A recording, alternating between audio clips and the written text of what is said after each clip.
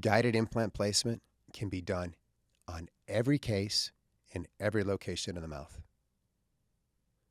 We get this question all the time. Where can you do guided? When can you not do it? These kinds of questions that come in. And the answer is I have been doing a type 4 fully guided system since it was invented on every single patient I've ever seen. Every one of them. I've had multiple cases with people with microstomia, and we could do guided.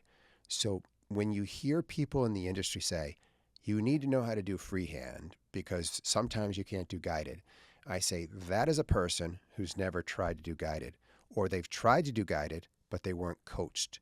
And so they had a bad outcome, and then they say things like that. Because if you're properly trained, I'm here to tell you, there isn't a single case you can't do guided. It would be, the analogy would be to say, I can't do an MOD on a second molar, right? I mean, come on, it's challenging, guys. It's challenging. We know that. You know it's challenging because you've got the inner arch space that's tight back there. But that doesn't mean there's not tricks and ways to work around it to make it work. In our courses, we teach 5 different ways to get the guide into the mouth and get the job done. And sometimes it's really interesting to get it done, but it can always be done. So just remember, guided surgery can be done anywhere in the mouth. It can be done on any patient. There's no constraints to doing that. And the direct outcome of doing guided is that your implants are going to be in the most optimal position. And what we mean by that is that the implant has the best likelihood of integrating, the best likelihood of not getting any sort of infection over its lifetime, and the best possibility of not having mechanical complications like breakage of the implant, the abutment, the cement, or the crown, or even the screw loosening.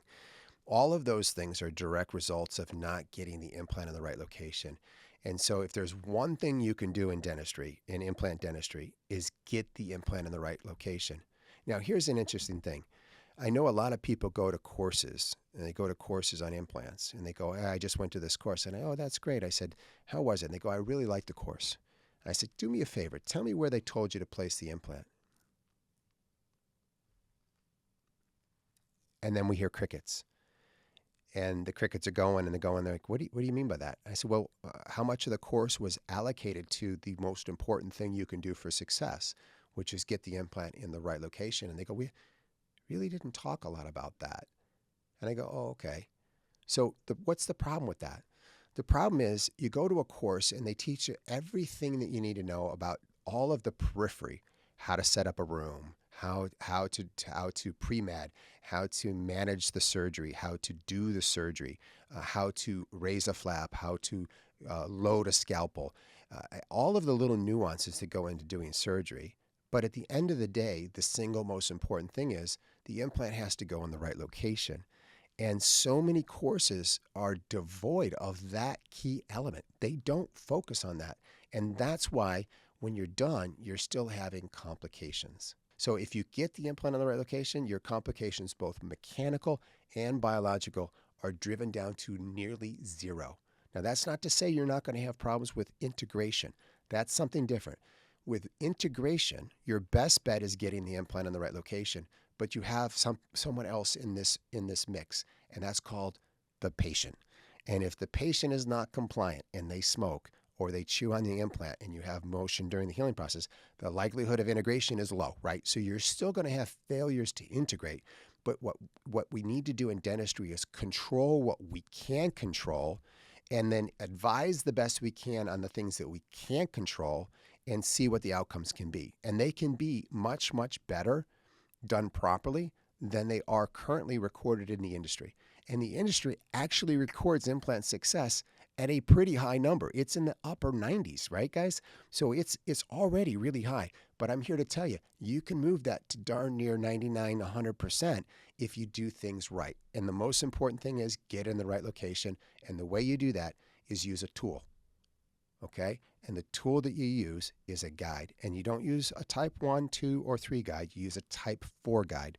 If you don't know the difference in the types, the guide classification system is on my website under Stanley Institute /About Us under Publications. It's a free download. Take a look at it so you're on the right page. But a Type 4 fully guided system means that the drills and the implants are constrained by your implant system, by your implant guide system, whether that's electronic or static with a static guide. Doesn't matter. They have to contain all 4 of those elements in order to get the right answer. So the right answer being in the right location. So I hope that helps. If you found this information useful, please give us a like, subscribe, and share with your friends. And if you haven't had a chance to experience one of our courses, please check us out at stanleyinstitute.com.